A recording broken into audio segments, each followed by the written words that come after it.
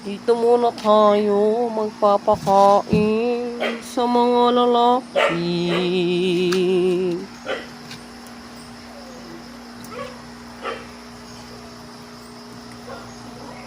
Konti lang ang ilagay mo.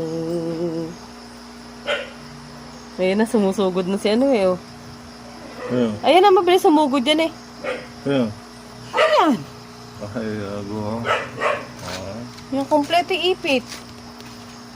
Okay, lipat naman tayo.